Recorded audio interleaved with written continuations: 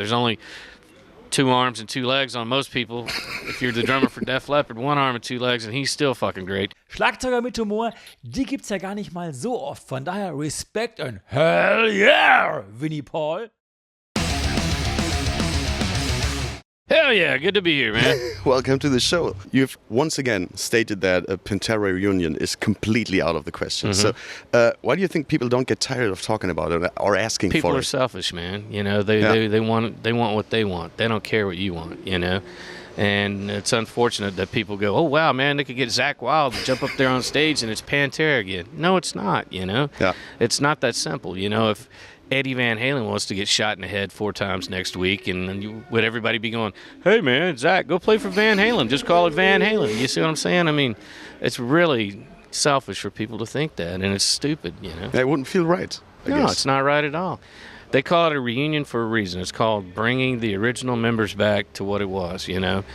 So there's a lot of these things that they call reunions that aren't really reunions. They got one dude from the band floating around in them, you know. I mean, that's not a true reunion. With Pantera, it'll never be possible, you know. With Hellyeah being like fully established and accepted as a real band, not as a project or anything like that, do you ever feel like you have to live up to the legacy of that other band you played in? You know, never, because it's a different band, you know. If you played for a soccer team and you get traded to another soccer team, you know, you're going to kick ass for that soccer team just like you did the other one, you know. You may not achieve the same goals. You may achieve higher goals, you know. You never know, but that's what happens when you change teams and do different things, you know. Blood for Blood's finally out. And the first thing I noticed, because 2 years ago we talked to Chad, and I asked him why there were so many fade-outs on Band of Brothers. There's no fade-out on Blood for Blood. Not a single one, which is good. It was all because of you, man. Did you get that? No, man. You know, it's just credits. You know, there's different ways of ending songs, different things. I know it's not a popular thing these days, but back in the day, fade-outs were really cool, you know, and I enjoy them here and there. But this record, it never felt like any of the songs deserved to fade out or needed to fade out. They all kind of came to a climax, came to an ending, and that's where we were with it. And bringing in Kevin Churko to work with us really helped us focus on our vision and where we wanted to go with the record, and I think we nailed it. Yeah, because this time you didn't produce it yourself, so why? It was time, you know. It was time. A lot of people ask why. Sometimes it's just time for a change, you know. We did 3 albums on our own. You know, I've always produced or co-produced every record I've ever been a part of. And I really felt like it was time for me to focus on being the drummer. I can imagine that it's very stressful to actually record it all yourself, play it all yourself, produce it all yourself. It's a lot of work, dude. 18, 19, 20 hours a day in the studio. You know, you're the drummer for 2 hours, then you go in and engineer, mix, you know, do a lot of Pro Tools stuff.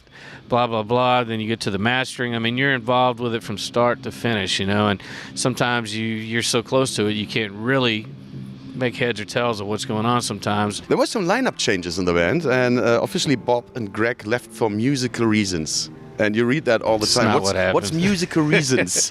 I mean, they were in the band for musical reasons, I guess. The bottom line is we finished the Gigantic tour last year with Megadeth and Black Label, and we were really hell-bent for getting right back in the studio. And once we started writing the tunes, it was just really apparent to us that Bob and Greg didn't have the same focus we did. Both of them were going through a lot of big-time personal issues that were interfering in the band. Okay. And so we decided it was best for them to go their own way and for us to make the record. So it was myself, Tom, and Chad that made the record. But once we finished the record, Kyle was the first person that came to mind. He had toured with us many times in Blood Simple, Monstro, and he was just a great dude, an awesome bass player. And we knew after having the chemistry problems with the other guys, we needed to find people that really fit what we were doing. So that was a no-brainer. And then, you know, to really do the songs justice, we felt like we needed to keep a 2-guitar player lineup. And we brought in our good friend from Las Vegas, Chris Brady, as the second guitarist. And he really complements what Tom's doing on the guitar. And then on top of that, he's a great singer. So it really brought another dimension to the band as far as being able to have the backup vocals and the harmonies and stuff live. So the band's never sounded better live, and we're really proud of what's going on with it. Is there like a main songwriter in the band? All 3 of us. You know, me and Tom do most of the music, all the music actually, and Chad does the lyrics. He writes from the heart, man. It's for real. But I bet that Say When was your idea, right? Yeah. You know, some songs start with a guitar riff.